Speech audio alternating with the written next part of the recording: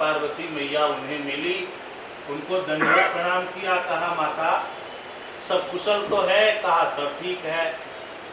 बोला घर में अच्छा चल रहा है? बोले सब अच्छा चल रहा है। तो पूछे कि भगवान भोलेनाथ आपसे प्रीति करते हैं? बोले हाँ। वो तो कुछ हमसे छिपाते ही नहीं, तो क्या अभी कभी आपने पूछा कि अपने गले में मुंडों की माला किसकी पहने हो? बोला ये तो मैंने नहीं पूछा। फिर बोला जाके पूछ लेना, जब कुछ छिपाते ही नहीं है तो ये प्रश्न रख देना सामने। पार्वती जी वहां पर आई और भगवान से उसे प्रश्न किया कि यह मुंडों की माला जो आप धारण किए हो ये किसका है? कहा ये तो देवी आपका ही है, जितने बार जन्म लेती हो उतने बार यह जो है मुंडमाला मैं धारण कर लेता हूँ। तो कहा आप? कहा मैं तो अविनाशी हूँ। तो कहा फिर ऐसे कैसे आप अविनाशी हो और मैं विनाशी हो रही हूँ, उस रहस्य का खुलासा करिए। तो भगवान शिव ने उस अमर गुफा में ही त्रिशूल को आदेश देते हैं, सभी जीव जंतु को वहां से भगाते हैं। पर वहां एक सुकी का अंडा जो है मृत होकर पड़ा हुआ है। भगवान शिव ने कथा शुरू की, कथा के प्रभाव से वह मृत जो अंड है उसमें जीव आ गया, जान आया और फिर वह सुख के रूप में परिवर्तित हुआ दिखाई दी। कथा में एक संचेतना होती है जो जीवन में बदल देता है, उसमें प्राण भी ला देता है। कथा को ही लेकर एक बात श्री गोस्वामी तुलसीदास जी महाराज राम कथा कर रहे थे। एक विधवा सती होने जा रही थी और भगवान जो है सोची कि अंत समय में मैं तो सती ही हो जाऊंगी, कम से कम अंत समय में ही भगवान की कथा सुन लो। और अंत समय में भगवान की कथा सुनने आई। गोस्वामी जी ने देखा 16 श्रृंगार की हुई है। कहा सौभाग्यनी भव। कहा महाराज मेरा पति तो चिता पर लेटा हुआ है, तो मैं कैसे सौभाग्यनी हो सकती हूँ? कहा उसको मिलाओ, यहाँ कथा सुनाओ। इतिहास प्रमाण है कि भगवान राम की कथा को सुनकर उस मुर्दे में भी जान आ गई। बोलो सच्चिदानंद भगवान की जय। भगवान की कथा प्राण भी दे देती है महाराज। इसलिए उसमें जब संचेतना आई, पार्वती सो गई, उस सुख ने ही सारी कथा का श्रवण किया और वही व्यास के पत्नी के गर्भ में प्रवेश किया। अब यहाँ से यह कथा का विस्तार कहते हैं। नैमिके सूतमासीन मभिवाज महामती कथामृत रसास्वाद कुशल है सौन को।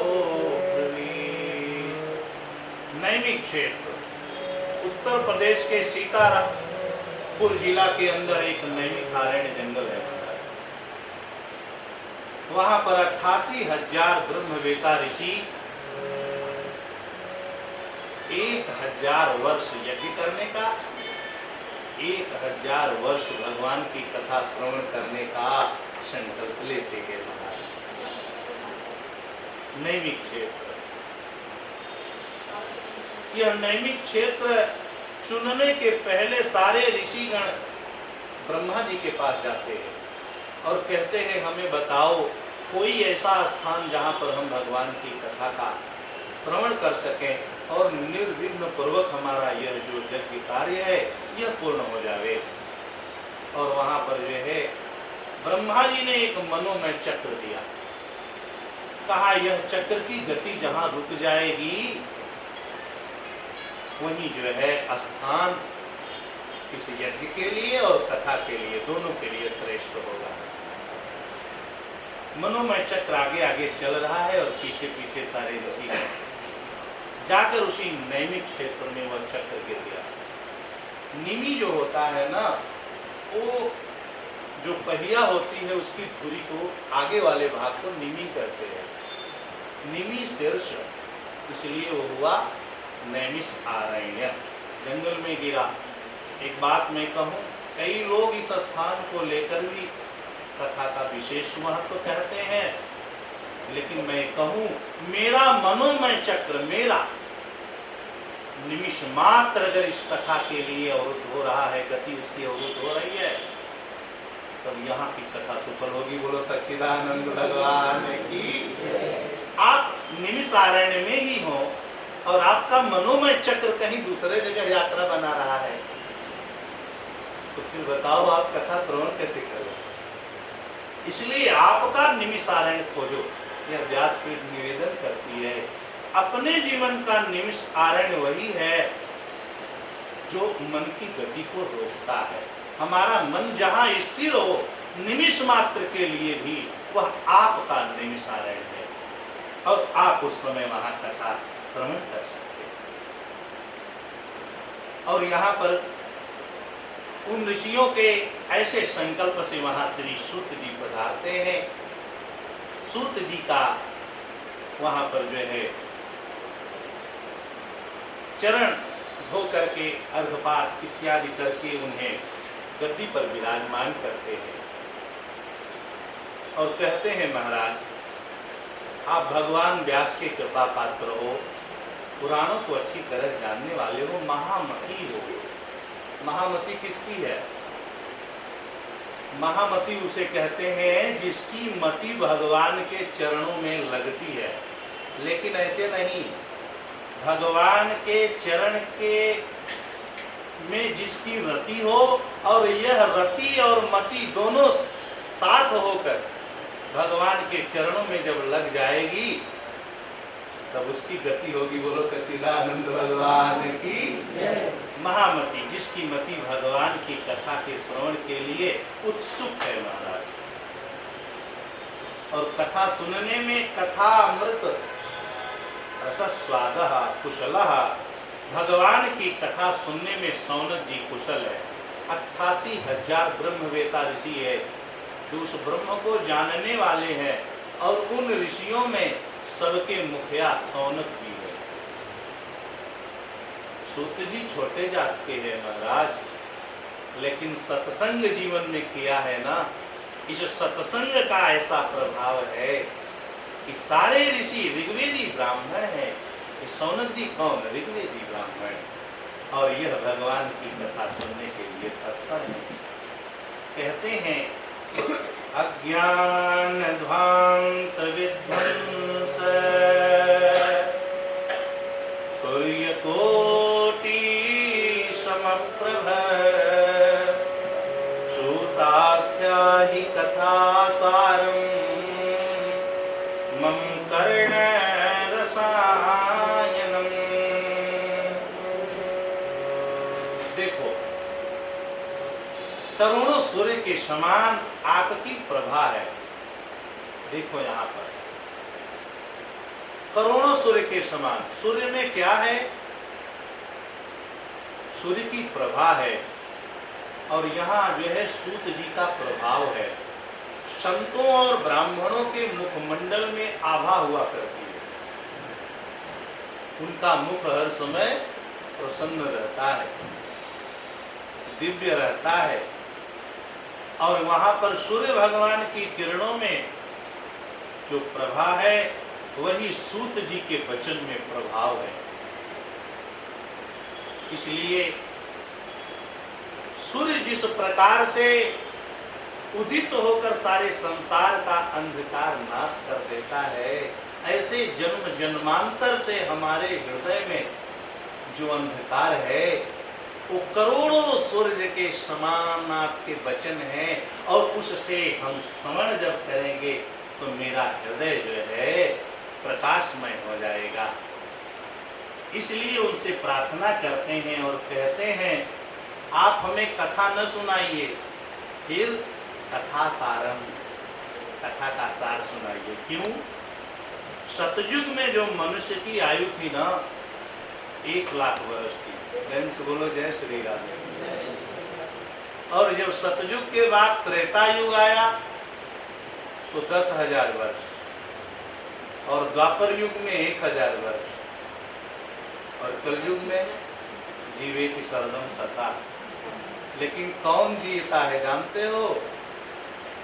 जो वैदिक नियमों का पालन करके जीवन को जीता है, उसके लिए है। नहीं तो 70 और 60 में ही निकल रहे हैं। तो इतने कम समय में पूरी कथा अगर सुनोगे तो क्या सुनोगे? इसलिए सार, इसके लिए हम कहा करते हैं भोजन बनाने में 4 घंटा लगता, पर खाने में आधे घंटे में तो खा लेगा। इसलिए हमको सार सुना। और यहाँ पर 6 बातों को रखा। भक्ति ज्ञान विरागाप्तो विवेको वर्धते महान, माया मोह निरासस्य वैष्णवे क्रियते कथम। कथा कैसी सुननी चाहते हैं? जो भक्ति ज्ञान विराग विवेक को बढ़ाने वाली हो। कुत्सित कथा नहीं। आजकल कथा में अपनी कथा जोड़ते हैं। प्रेम से बोलो जय श्री राधे। तुम्हारी कथा नहीं चाहिए। भगवान सुखदेव ने जो परीक्षित को गायन किया, वो कथा से उद्धार होने वाला है। तुम्हारी कथा से क्या? जीव के पास व्यथा है, कथा नहीं है। अपनी जोड़ के कुछ फायदा नहीं। और माया मोह निरासस्य वैष्णवे क्रियते कथम। वह वैष्णव जन, वह संत जन इस माया और मोह को कैसे त्याग देते हैं, किसके बल पर त्यागते हैं, यह सारा विस्तार पूर्वक हमें करिए। इह घोरे कलो प्रायो जीवस्यासुरतां गतः क्लेशक्रान्ततश्चैव शोधने किं परायणम्।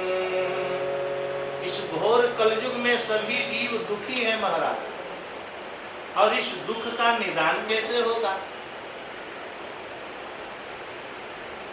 इह घोरे कलो प्रायो जीवस्यासुरतां गतः क्लेशक्रान्ततश्चैव शोधने किं परायणम्। कैसे इसका शोधन हो, ये बताओ। भगवान श्री कृष्ण में कैसी प्रीति हो। कृष्ण प्राप्ति कर्म शाश्वत साधनम तत्वदाधुना। ऐसे साधन को हमें बताइए जिससे भगवान श्री कृष्ण के चरणों में प्रीति हो। और एक बात मैं जानता हूँ, क्या? चिंतामणि लोक सुखम सुरद्रुहो स्वर्ग संपदाम। चिंतामणि जिसको प्राप्त हो जाए उसकी चिंता का नाश हो जाता है महाराज। कहते हैं वह सब देने में समर्थ है। स्वर्ग लोक में जो कल्प वृक्ष है ना, उसके तले बैठ जाओ तो जो कामना करो सो मिल जाए। लेकिन वो एक चीज नहीं दे सकता। उससे कहो हमें भगवान से मिलाओ तो भगवान को नहीं देगा। लेकिन यह काम गुरुदेव आप कर सकते हो। प्रयच्छति गुरु प्रीतो वैकुंठम योगी दुर्लभम। भगवान सद्गुरु जो है भगवान से भी मिला देते हैं। अर्थात उस चिंतामणि और कल्प वृक्ष से भी बढ़कर भगवान सद्गुरु है। सूत जी ने सारी बात सुन ली। कहा सर्व सिद्धांत निष्पन्नम संसार भय नाशनम। ऐसे सिद्धांत जो निष्पन्न है, मैं उसका गाथा गाऊंगा। क्या? जो संसार के भय का नाश करेगी। और आप देखते हो श्री रामचंद्र कृपालु भजुमन। क्यों? हरण भय भवदारुणम। संसार का नाश करने वाली है भगवान की कथा, और मैं ऐसी कथा सुनाऊंगा। और एक बात बताए, हम मुस्का भी रहे हैं, खा भी रहे हैं, पी भी रहे हैं, कभी मन में सोचा हमें जाना होगा? कभी नहीं सोचा। लेकिन ये तो निश्चित है ना, काल व्याले मुख ग्रास, ग्रास निर्णाश हेतवे, श्रीमद् भागवतम शास्त्रम कलौ तीरेण भासितम। आज हम बंगले में रह रहे हैं, महलों में रह रहे हैं।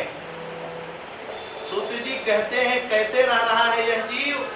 काल व्याल मुख ग्रास, यह जो सर्प है ना, उसके मुख के अंदर यह जीव बैठा हुआ है।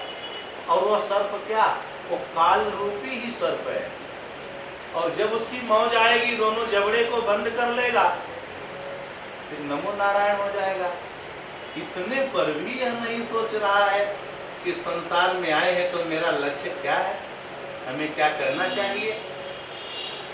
तो यहाँ पर निर्णय दिया, काल व्याल मुख ग्रास, ग्रास निर्णास है तवे। इसके त्रास को, दुख को निवारण करने का साधन अगर है, श्रीमद् भागवतम शास्त्रम कलौ तीरेण भासितम। जिसको भगवान सुखदेव ने अपने मुख से गाया है, उस श्रीमद् भागवत का श्रवण करने से इस यम का भी त्रास दूर हो जाएगा महाराज, संसार के भय का नाश भी हो जाएगा। और एक बात बहुत अच्छी बताई, देखो नहाने के लिए बहुत अच्छा साबुन बनाया गया, शरीर को स्वच्छ निर्मल करने के लिए। मल निर्मोचना पुंसाम जल स्नान दिने दिने, गीतांभसी स्नानम संसार मलनाशनम। गीता में जो स्नान करता है उसके संसार के मल का नाश होता है।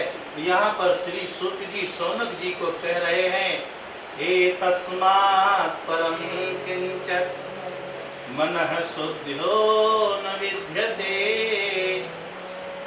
जन्मांतरे भवेत् पुण्यं तदा भागवतं लभेत्। मन को शुद्ध करने का साधन केवल श्रीमद् भागवत की कथा है सज्जनों। और बताया जन्म जन्मांतरों का पुण्य जब उदय होगा तो भागवत सुनने का सौभाग्य प्राप्त होगा। क्यों? कि तेरी लीला का, तेरी महिमा का न पाया कोई पारे, तेरी महिमा तो